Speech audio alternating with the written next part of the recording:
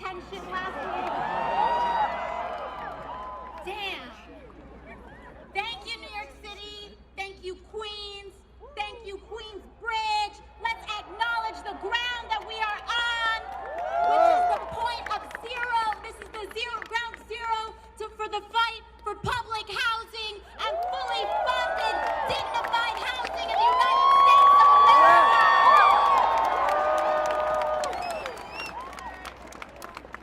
Not only is this about public housing, this is a ground for environmental justice, because just beyond this park is a power plant that spills and spews off toxins to the poor, that shows exactly the fight of environmental justice that we are up against. But that's okay, because with the Green New Deal, we are gonna center frontline communities, center working class communities, center communities of color, indigenous wisdom, to transform our future, take it back, and preserve our planet.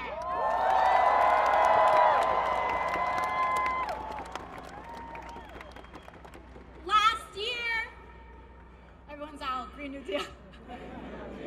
Green New Deal, Green New Deal, Green New Deal, Green New Deal. Last February, I would tell everyone to turn around, but there's a lot in our way. But last February, I was working as a waitress in downtown Manhattan at a taqueria. I worked shoulder to shoulder with undocumented workers who often worked harder and hardest for the least amount of money. I was on my feet working 12-hour days with no structured breaks. I didn't have health care. I wasn't being paid a living wage. And I didn't think that I deserved any of those things. Because that is the script that we tell working people here and all over this country. That your inherent worth and value as a human being is dependent on an income that another person decided to underpay us. But what we're here to do is to turn around that very basic logic. It wasn't until I heard of a man by the name of Bernie Sanders that I began to question and assert and recognize my inherent value as a human being that deserves health care, housing, education, and a living wage.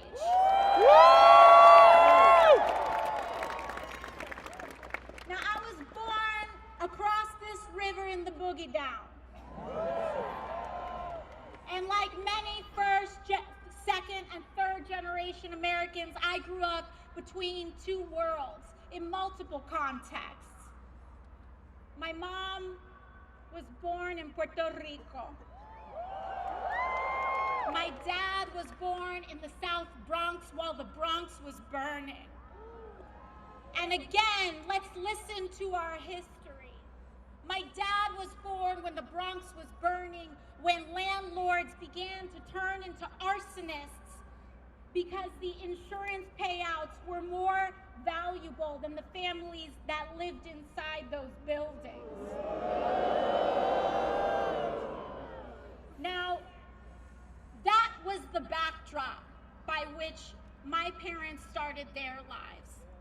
And the backdrop upon which I started mine was in a one-bedroom apartment in Parkchester in the Bronx. They worked hard. We had a mattress on the floor and a crib in the closet, and that's how we started our American dream. Now, it was shortly after that my mom and my dad looked quality of education in the Bronx. And they looked at 50% dropout rates. They looked at the inequity of education, the inequity of education funding, the fact that teachers weren't paid, the fact that kids weren't given their tools to succeed, and that, frankly, it not only had to do with their income, but it had to do with their melanin too. And so my family made a really hard decision. And my whole family chipped in to buy a small house about 40 minutes north of here. And that's when I got my first taste of a country who allows their kids' destiny to be determined by the zip code that they are born in. And so much of my life was shuttled between these two worlds. And not just the two worlds between the Bronx and Westchester County, but the continental US, New York State, and the realities of Puerto Rico, where my family is too. And we saw the distinctions between these two worlds. I grew up where income inequality was an ingrained fact of life of my childhood. And it took everything in us to try to give that next generation a chance. When I was 18, my dad died of cancer. And all of the work that we did in a generation like that was wiped out. And I know that that story isn't just mine. It's all of our story. We are all always, it feels like just one accident away from everything falling apart. And we have to change the fundamental logic of a system and a politics that puts corporate profit ahead of all human and planetary costs.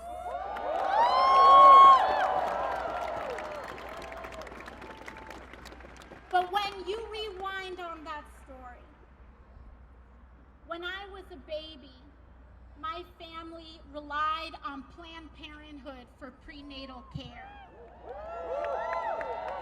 Then Bernie Sanders fought for me. When I was growing up and education was being gutted for kids in the quote-unquote wrong zip code, Bernie Sanders fought for us. When I was a child that relied on CHIP so that I could see a doctor, Bernie Sanders fought for a single-payer healthcare system. When the federal government decided to discriminate and abandon my queer family and friends, Bernie Sanders was putting his career on the line for us. When I was a waitress and when it was time for me to graduate college with student debt, Bernie Sanders was one of the only ones that said no person should be graduating with life-crushing debt at the start of their lives.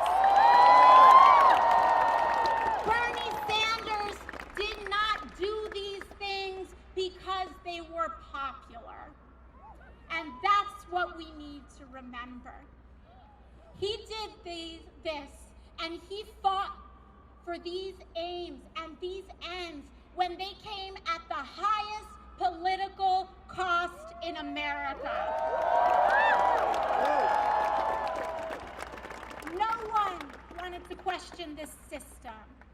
And in 2016, he fundamentally changed politics in America. We right now have one of the best Democratic presidential primary fields in a generation. And much of that is thanks to the work that Bernie Sanders has done in his entire life. I'm in the United States Congress now.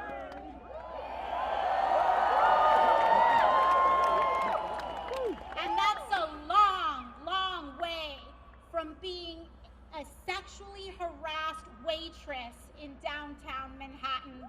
year ago. However, in this new historic freshman congressional class, an overwhelming amount of them now reject corporate PAC money. That's thanks to Bernie.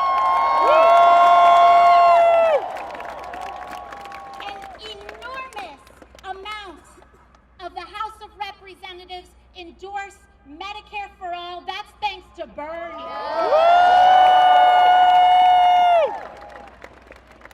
More people now than ever recognize the climate crisis as an existential threat, but also our greatest economic opportunity, and that's thanks not just to the climate work of Bernie Sanders, but the climate activists that are part of mass movement politics in the United States.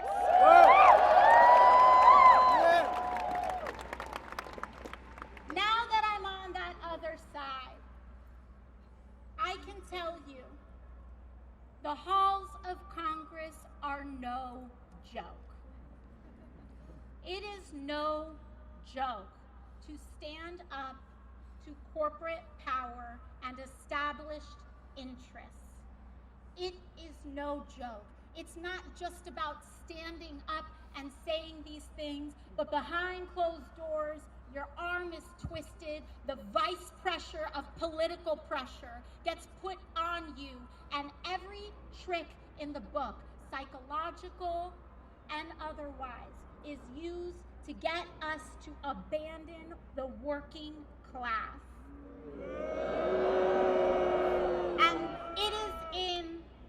And it has been in that experience over the last 9 months that I have grown to appreciate the enormous, consistent, and non-stop advocacy of Senator Bernie Sanders.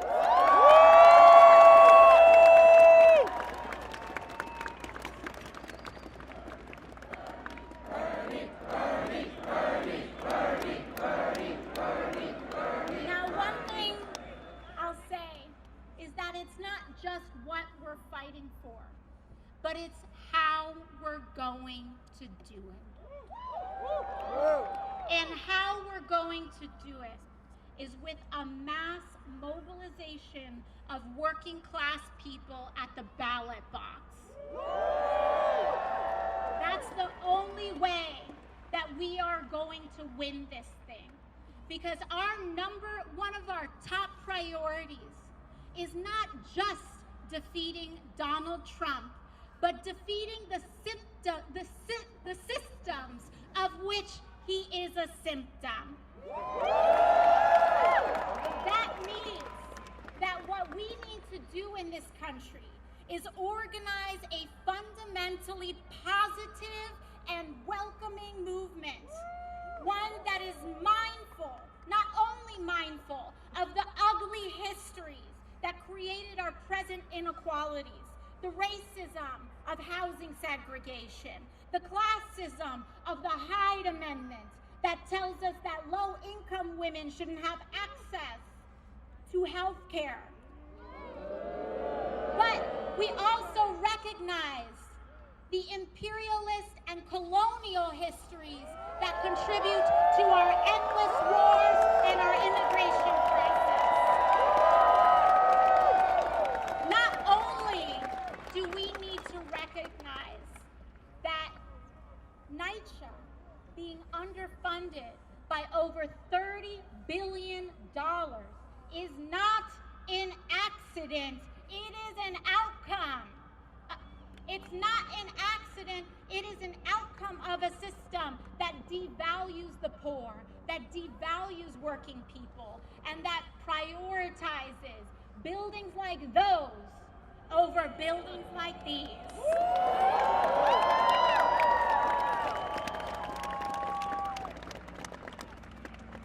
And so, not only must we recognize what is broken, and that has resulted in why we're here, but we need to recognize the principles that will drive us forward. Because the logic that got us into this mess is not gonna get us out.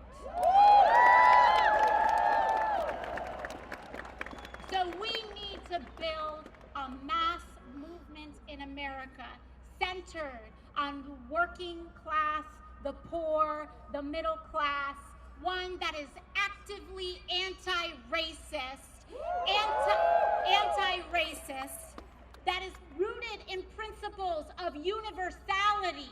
Everybody has a right to health care. Everybody has a right to an education.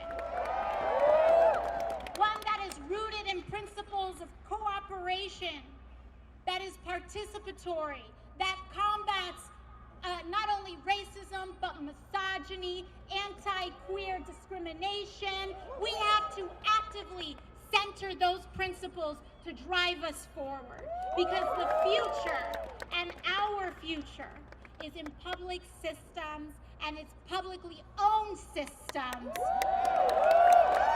because we need to take power over our lives again. I don't know about you, but I don't want Mark Zuckerberg making decisions over my life.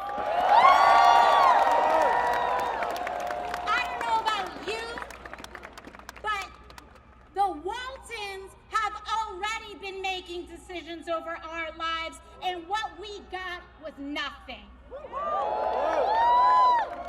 We need a United States that really, truly, and authentically is operated, owned, and decided by working and all people in the United States of America.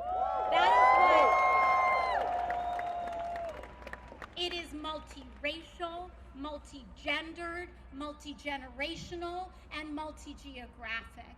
We have to come together, not ignoring our differences, but listening to them, prioritizing them, understanding injustice, understanding that we operate in a context where slavery evolved into Jim Crow, evolved into a mass incarceration, evolved into the realities we have today. And so with that, I'm proud to say that the only reason that I had any hope in launching a long-shot campaign for Congress is because Bernie Sanders proved that you can run a grassroots campaign and win in an America where we almost thought it was impossible.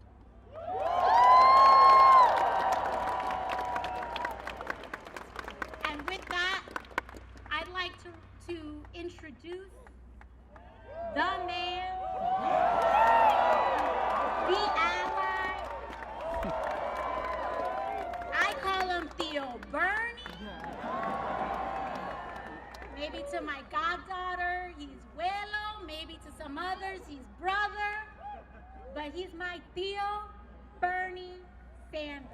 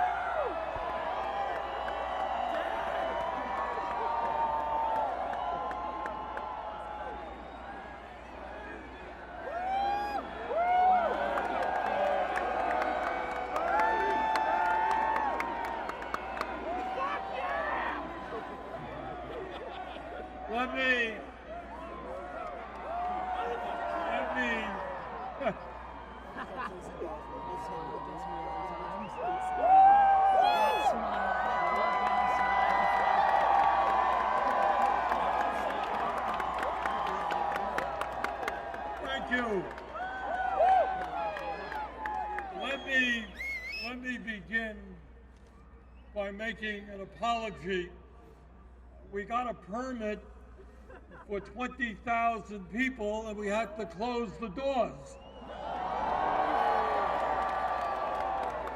So to all of those who couldn't get in, thanks so much for being here, and thank all of you for being here today.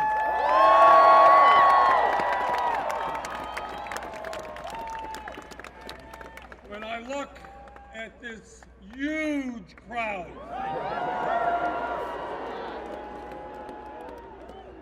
brothers and sisters, I have no doubt that the political revolution is going to sweep this country.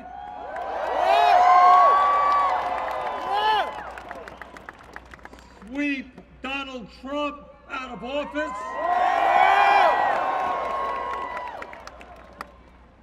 And bring the change that this country has long needed. Thank you all for being here.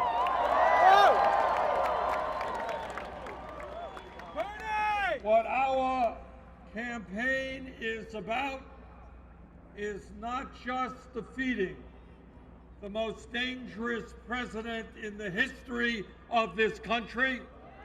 It is about transforming this country. It is about creating an economy and a government that works for all of us, not just the 1%.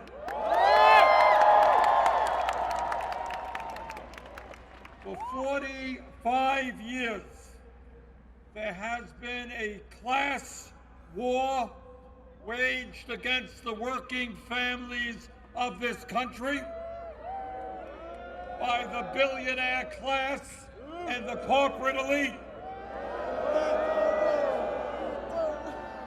Well, we got some bad news for them. Things are going to change, and we're going to have a government of working people, not the 1%.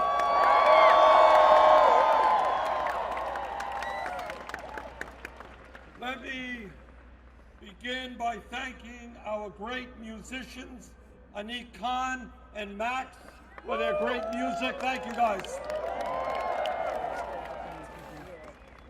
Let me thank my wife, Jane,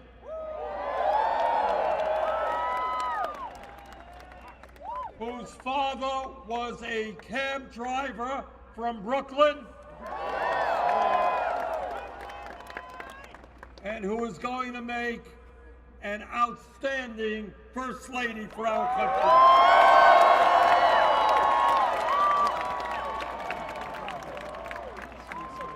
Let me thank my 4 kids and 7 grandchildren.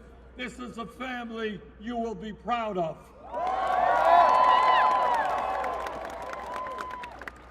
Let me thank Michael Moore for his support for so many years. Michael's father worked on an assembly line at General Motors in Flint, Michigan. Michael knows what side he is on. Let me thank the mayor of San Juan, Puerto Rico, Carmen Yulín Cruz, who has stood up to Trump in her fight for justice for the people of Puerto Rico. And I want to thank Yulín for being one of the co-chairs of our campaign. And let me thank Senator Nina Turner. Nina grew up in a low-income family in Cleveland, and at the age of 14, started working part-time jobs in order to support her family. Nina knows which side she is on.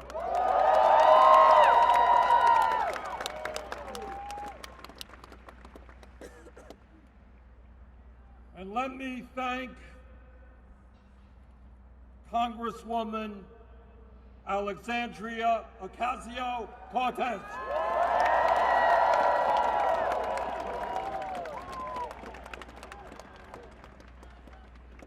It is, that's right. AOC, AOC, AOC, AOC, AOC. It is, I've been around politics a few years. And it is hard to believe the degree to which in less than 1 year, this woman, the youngest woman ever elected to Congress, it is hard to believe the degree to which she has transformed politics in America. Coming from a struggling family from Puerto Rico, she has been a fierce defender of the working class of our country. She has taken on the greed of Wall Street with legislation to put a cap on interest rates. She has been a leader in the fight against gentrification, for rent control, for affordable housing, and all within 1 year. She has electrified this country when she introduced the concept of the Green New Deal.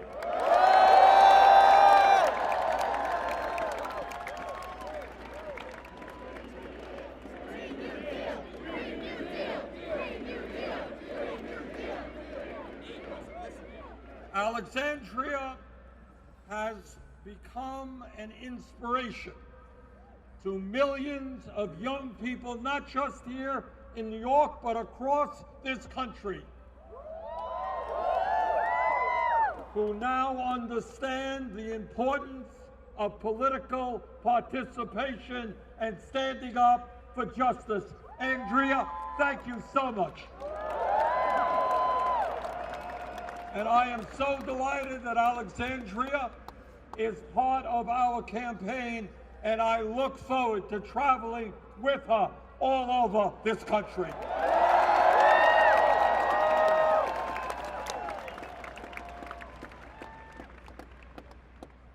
Let me also, on a personal note, take this opportunity to thank the many people across this nation who, in my time of illness, sent me and my family their prayers and well wishes and their love.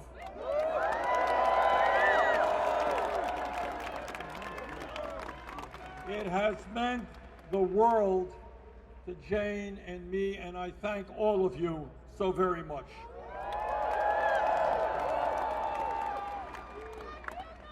And along with the great medical care that I received, I am happy to report to you that I am more than ready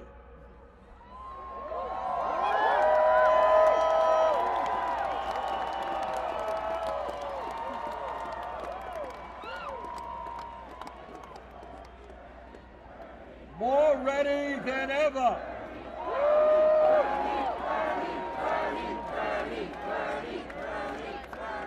to carry on with you the epic struggle that we face today. I am more than ready to assume the office of President of the United States.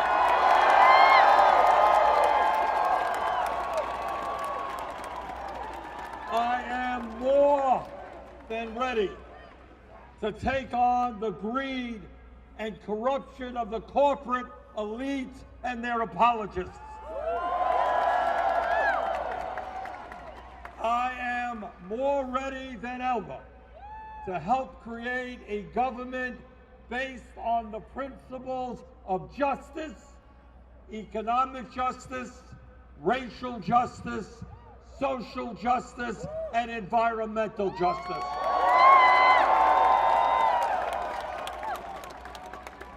To put it bluntly, I am back.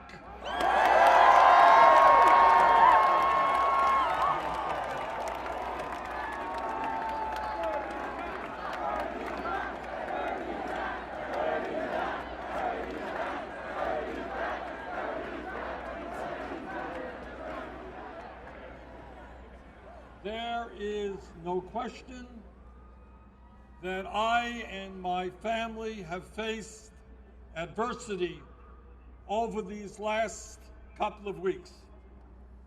But the untold story is that people everywhere in this country, in the wealthiest nation in the history of the world, are facing their own adversities. Tonight in America, over 500,000 people will find themselves homeless. And right here in New York City, over 130,000 people, including 45,000 children, slept in homeless shelters last year alone.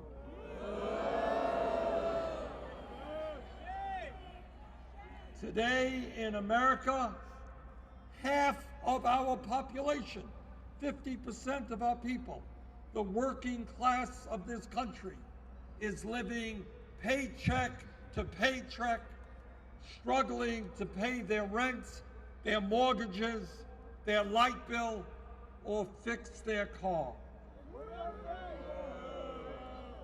Dealing with the incredible stress of struggling to just stay alive and feed their families. That is adversity.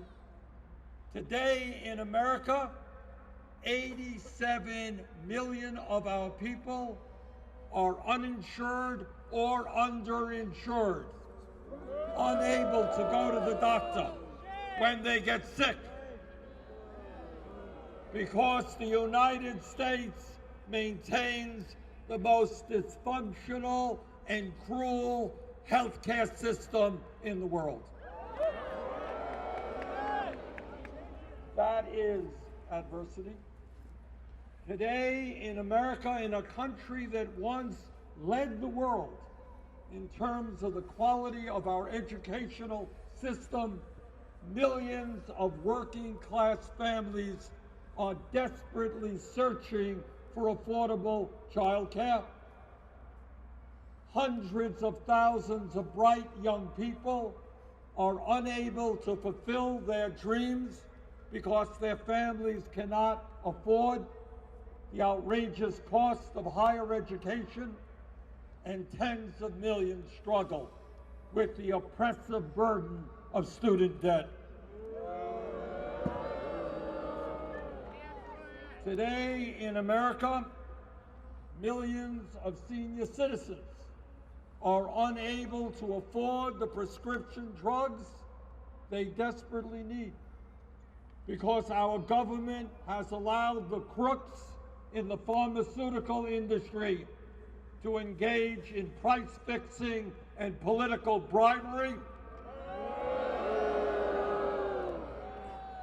while at the same time Trump and the Republicans are desirous of cutting Medicare, Medicaid, and Social Security for our seniors. But in the midst, as all of you know, of all of this suffering, there is another reality which is taking place in this country. And that is that while the working families of America have seen virtually no increase in their inflation accounted for income over the last 45 years, the top 1% now have more income and wealth than they have ever had before in the history of this country. And brothers and sisters, Congress may not talk about it, the media may not talk about it, but not only will we talk about income and wealth inequality, we are going to do something about it.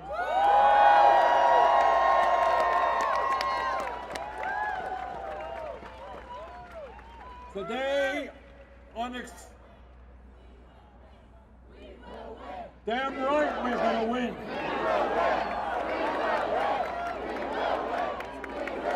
And we are going to win because the American people want fundamental changes in our national priorities.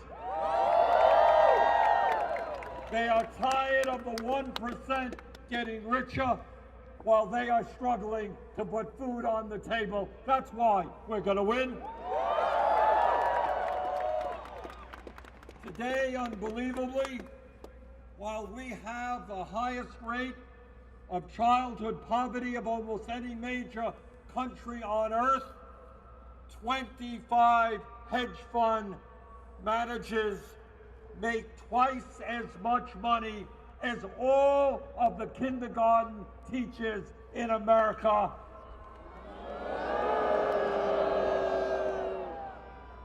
We are going to honor our teachers, not the hedge fund managers, and that is going to change under our administration. Today, the 3 wealthiest Americans own more wealth than the bottom half of American society. And the top 1% have seen their wealth increase by $21 trillion over the last 30 years. And today we say to Wall Street and the billionaire class,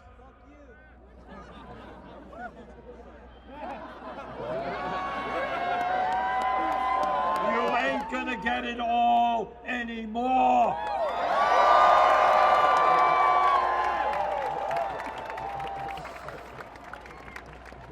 Today,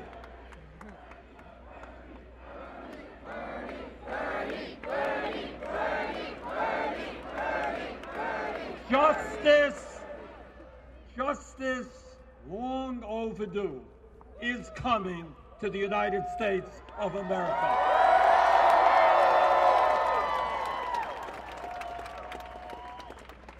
But it's not just wealth, it's income. Today, while so many people in New York State and in Vermont, and all across this country, are working 2 or 3 jobs to put food on the table, 49% of all new income goes to the top 1%.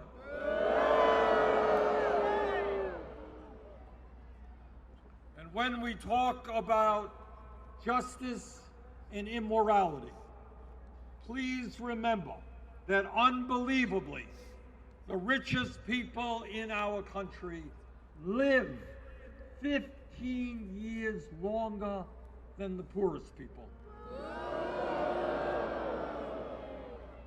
In other words, poverty is a death sentence, and we are going to end that death sentence.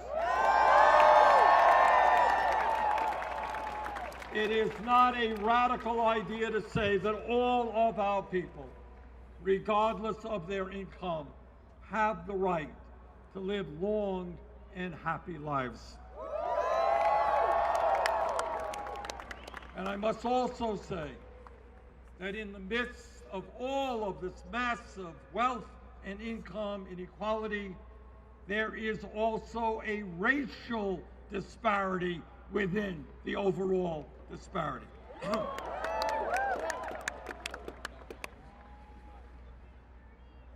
Today, the average white family owns more than 10 times the wealth of the average black family. Black women are 3 times more likely to die from a pregnancy than white women. And the infant mortality rate in black communities is more than double what it is in white communities. Meanwhile, as a result of a broken and racist criminal justice system, black men are sentenced to 19% more jail time for committing the exact same crime as white men. And African Americans are jailed at more than 5 times the rate of whites. Now, that is where we are today. That's where we are. A nation in which a few miles away from here, people on Wall Street make unbelievable amounts of money and live in incredible and ostentatious luxury, while right here, across the street from us, people are struggling day after day just to survive. But it is not just here in New York City. It is also in West Virginia and Kentucky and Alabama and Mississippi and other states where people continue to work for starvation wages and are worried to death about the future their children face. And that is why we say today that in America, anyone who works 40 hours a week will not live in poverty. We're going to raise that minimum wage to a living wage, at least $15 an hour. And we're going to make sure that every worker in America has the right to join a union.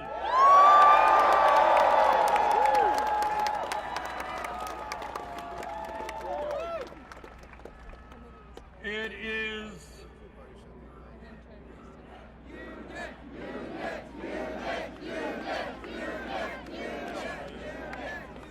millions of workers in this country want to join unions, and today their employers in illegal ways are making that impossible, and that is why our labor law opens the door. And in our first 4 years, we're going to double the number of workers in this country who belong to unions.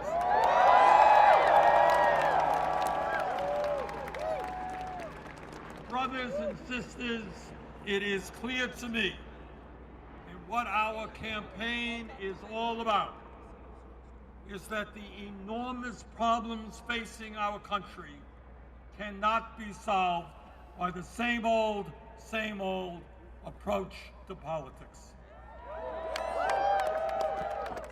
The time is now to tell the corporate elite of this country that enough is enough, and we will no longer accept their greed and their corruption and their attacks against the working families of America.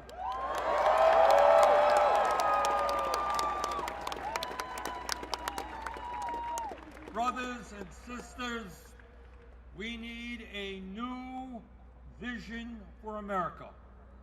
And that is what this campaign is all about. And in terms of political struggle, in terms of how we bring about the transformative changes that we desperately need, I am reminded of a statement made by Nelson Mandela, one of the great leaders in modern history. And this is what Mandela said He said, and I quote, "It always seems impossible until it is done."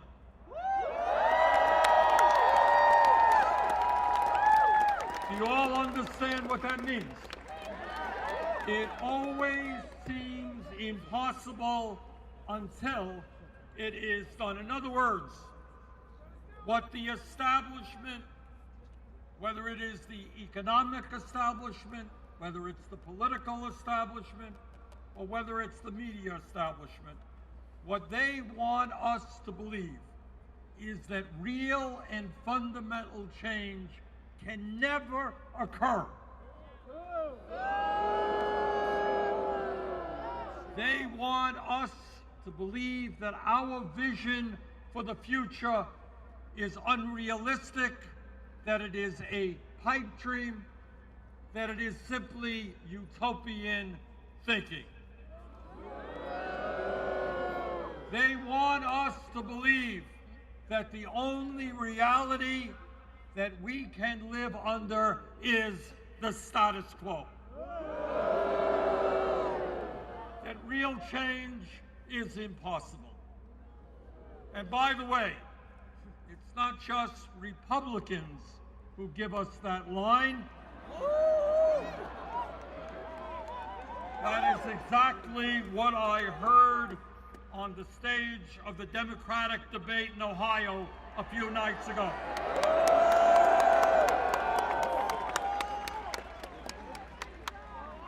So let me respectfully disagree.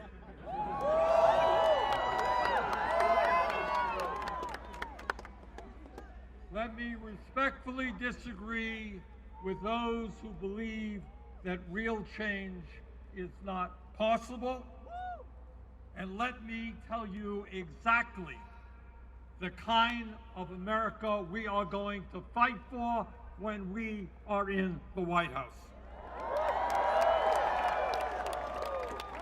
For a start, unlike Donald Trump, we are not going to divide the American people up based on the color of our skin, our gender, where we were born, our sexual orientation, or our religion. In fact, we are going to do exactly the opposite. We're going to bring our people together. We're going to bring our people together, Black and white and Latino, Asian American and Native American. We're going to bring our people together, whether they are gay or straight, male or female, young or old. And together, we're going to fight every vestige of racism, sexism, homophobia, xenophobia, and religious bigotry that exists.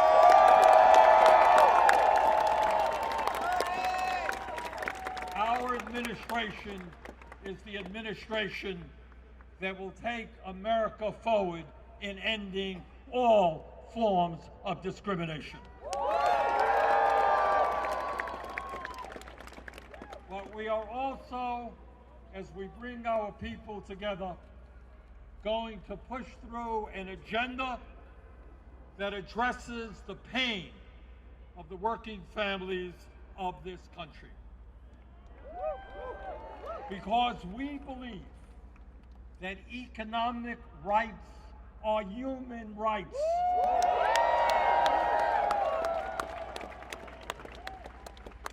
We believe that education is a human right which enriches us all and enables us to get the good-paying jobs we need in a competitive global economy.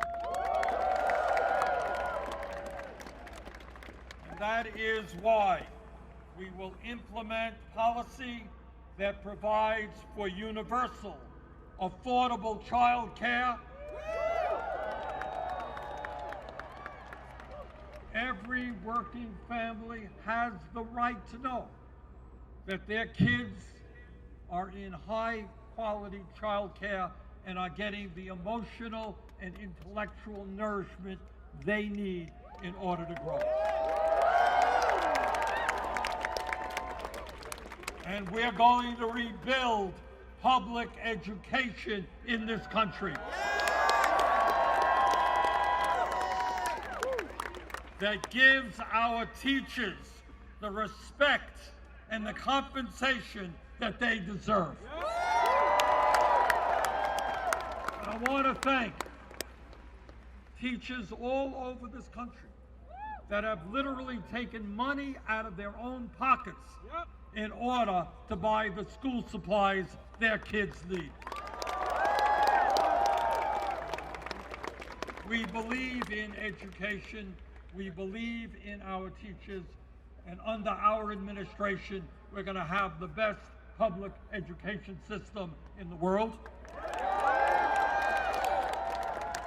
And because we believe in equality, we are going to make our public colleges and universities tuition-free. We're going to adequately fund our HBCUs. And by the way, we're going to cancel all student debt in America.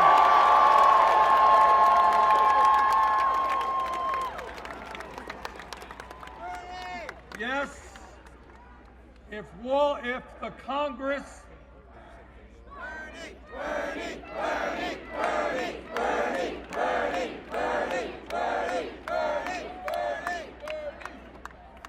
if Congress 11 years ago against my vote could bail out the crooks on Wall Street and provide them with trillions of dollars of zero-interest loans,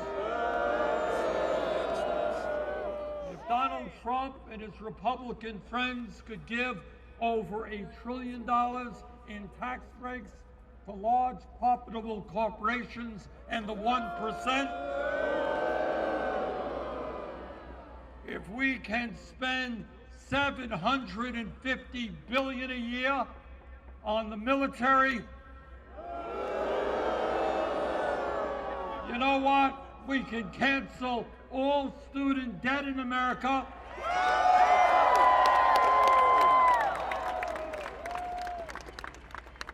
With a modest tax on Wall Street speculation. Hey, Wall Street, can you hear us now?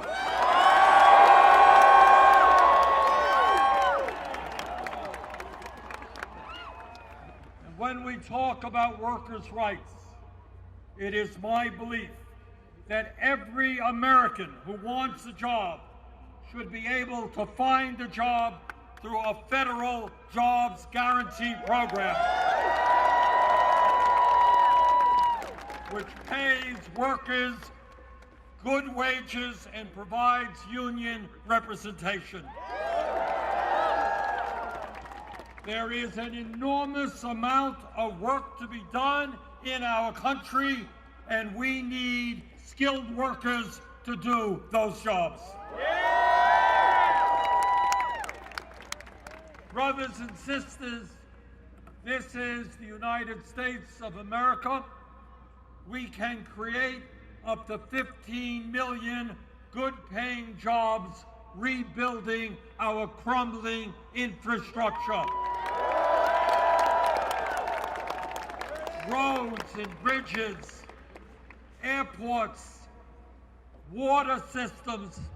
It is not a radical idea to say that in America, when you turn on the tap in your faucet, you have a right to drink clean water. We can create millions more jobs as we expand childcare, education, healthcare, and services for senior citizens.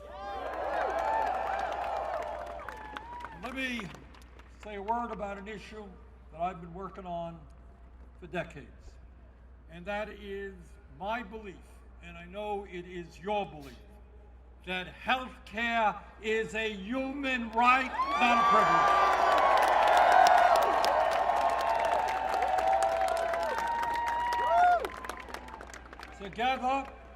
Together we are going to end the international embarrassment of the United States of America being the only major country on earth that does not guarantee health care to all of their people.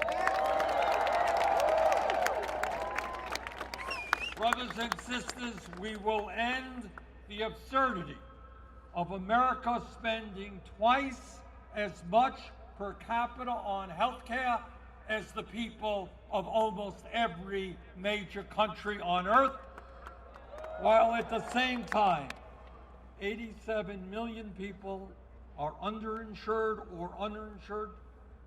30,000 Americans die each year because they don't get to a doctor on time, and 500,000 go bankrupt because they cannot afford to pay their medical bills.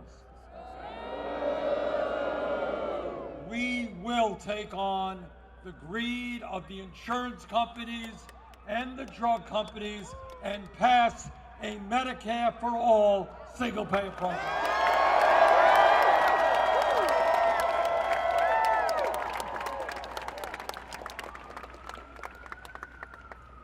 And now let me I'll give a special thanks to Congresswoman Alexandria Ocasio-Cortez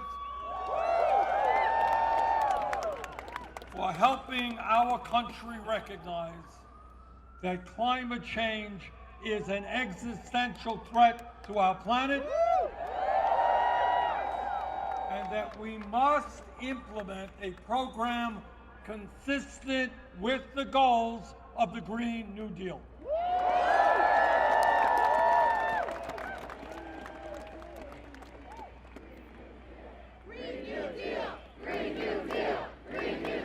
Climate change proposal that I have introduced during this campaign is the most comprehensive climate change plan ever introduced by any candidate running for federal office. In other words, we are listening to the scientists. Our legislation will hold the fossil fuel industry accountable. It will create up to 20 million new jobs as we transform our energy system away from fossil fuel to energy efficiency and sustainable energy. It will give us the tools that we need to help lead the world in combating climate change and save this planet for our children and future generations.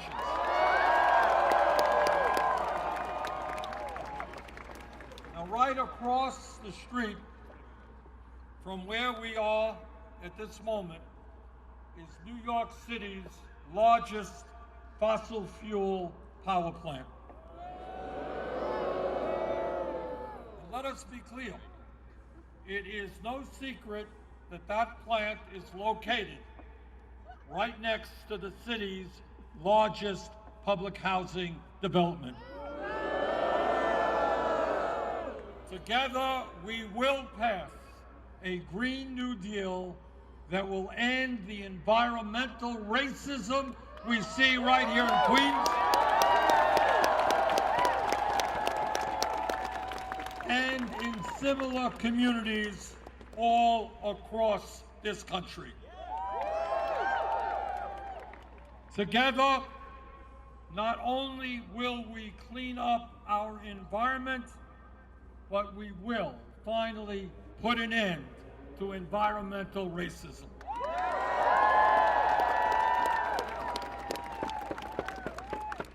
And in the richest country in the history of the world, Alexandria, you and I believe that every American should have a fundamental right to a safe, decent, and affordable home. It is absolutely unacceptable and un-American that veterans and families with young children are sleeping out on the streets of New York City and all across this country. It is unacceptable that 18 million families in America are paying over half of their limited incomes on housing, and it is unacceptable that wealthy real estate developers in New York and across this country are gentrifying neighborhoods. And it is absolutely unacceptable that the largest public housing development in North America, right across the street from us, lacks decent heat and hot water and is in urgent need of repair. The affordable housing program that we will implement will establish the funds necessary to build nearly 10 million new apartments and homes throughout this country. Our program will eliminate homelessness in America. It will end the gentrification taking place in cities like New York, Seattle, San Francisco, and all over America.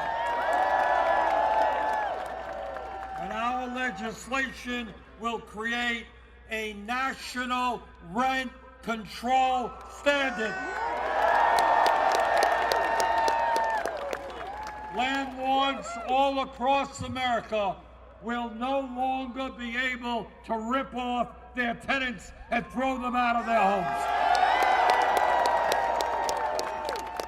And our proposal will provide $20 billion to New York City's Public Housing Authority to repair and modernize its public housing stock, to make all public housing accessible, and to provide access to high-speed broadband for all of its residents.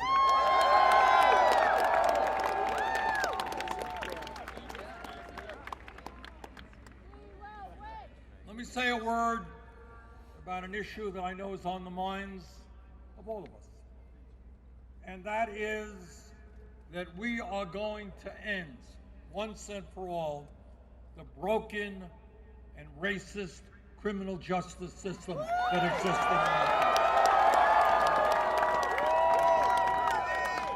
We are going to end the international embarrassment of having more people in jail in America than any other country on earth. Instead of spending $80 billion a year on jails and incarceration, we are going to invest in our young people in jobs and education. Jobs and education, not jails and incarceration.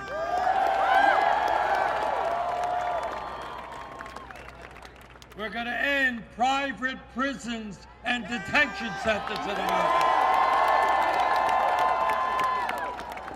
We're going to end the horrifically destructive war on drugs and legalize marijuana. And we're going to end the disgrace of 400,000 people right now locked behind bars because they are too poor to afford cash bail. We're going to end cash bail. Yes. And we're going to redefine criminal justice in America. Seems to be a little bit absurd that we have people in jail right now for selling marijuana. when we have crooks on Wall Street and in the drug companies who have killed people all over this country,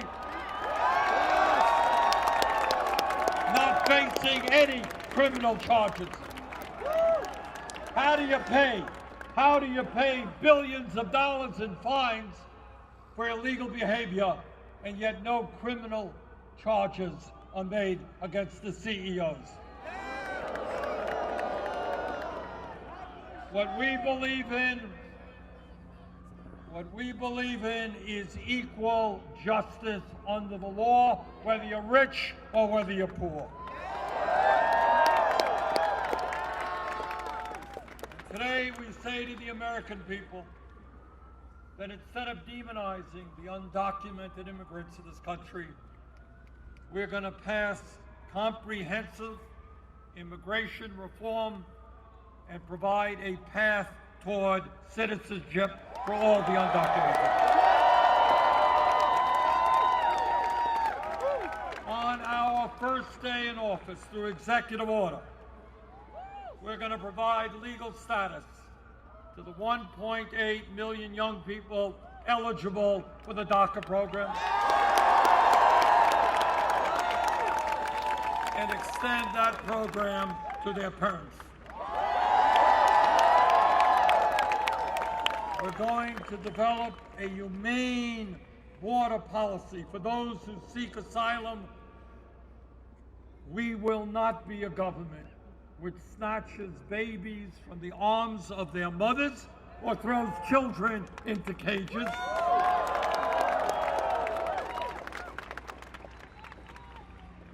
And we will put an end to the disastrous raids of the ICE agency.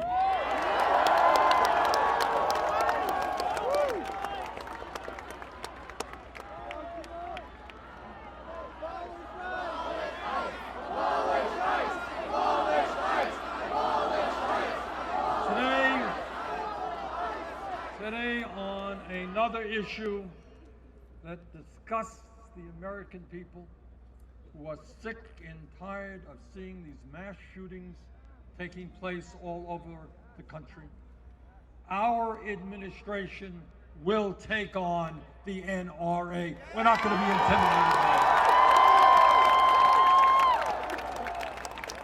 it. We will move aggressively to end the epidemic of gun violence in this country and pass the common sense gun safety legislation that the overwhelming majority of American people want. Under our administration, people who should not have guns will not have guns.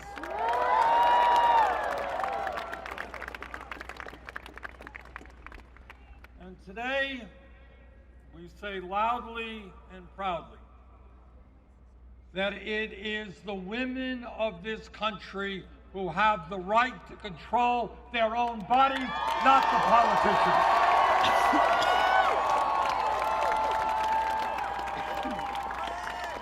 My promise to you is that I will never nominate anyone to the U.S. Supreme Court who is not 100% pro Roe v. Wade and a woman's right to control.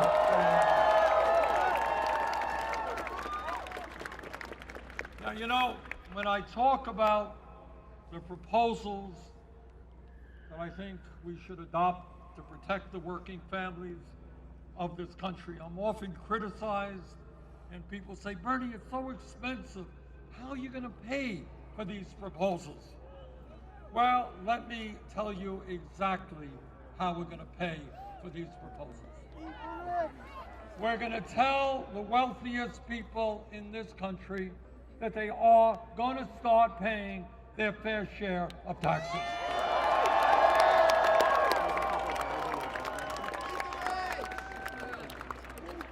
We're going to rescind Trump's tax breaks for the billionaires and large corporations.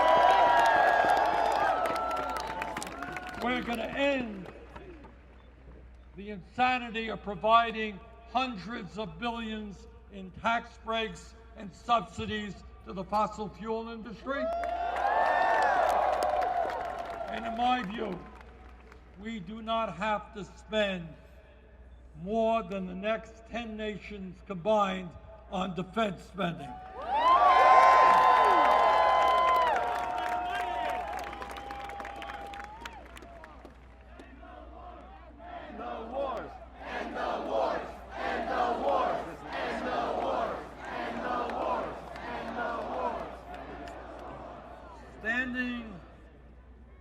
Standing before you today, I believe more than I have ever believed that we are at a moment in our great country's history where all of us coming together can create the America that we are entitled to have, the America that we know that we can become. We can create a new America, true to the principles that are supposed to be the foundation of our democracy. And I want to ask all of you to do me a favor and to take a look around you. Just take a look around you right here at this assembly of people. And if you look around you, what you will find that we have people here of every race, every gender identity. We have different religions. We have different ethnicities. We have men and women here. We have people who are young, and we have people who are old. We are a reflection of the diversity and the strength of the movement that we have built. And it is that movement, black and white and Latino, Asian American, Native American, all of us coming together. It is that movement that is going to transform this country.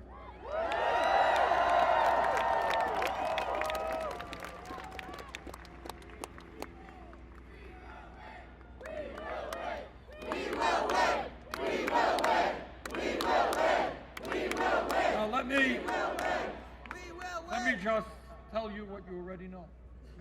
And that our opponents, whether it is Republican establishment, Democratic establishment, whether it is Wall Street, insurance companies, drug companies, fossil fuel industry, military industrial complex,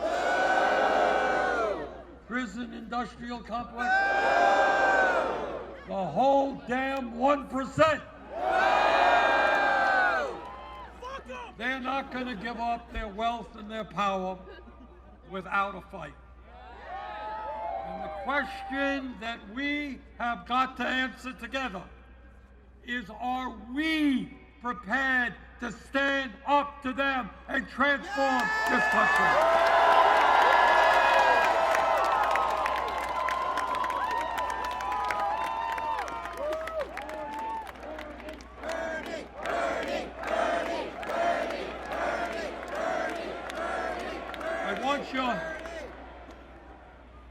I want you all to take a look around and find someone you don't know.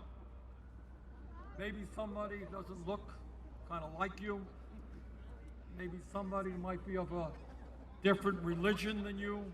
Maybe they come from a different country. My question now to you is, are you willing to fight for that person who you don't even know as much as you're willing to fight for yourself?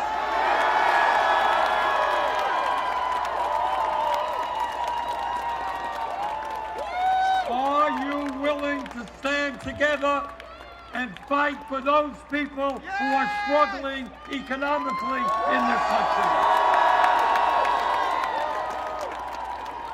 Are you willing to fight for young people drowning in student debt, even if you are not? Are you willing to fight to ensure that every American has health care as a human right, even if you have good health care?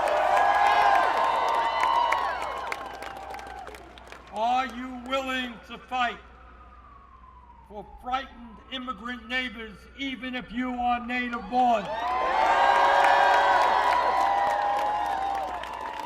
Are you willing to fight for a future for generations of people who have not yet even been born, but are entitled to live on a planet that is healthy and habitable?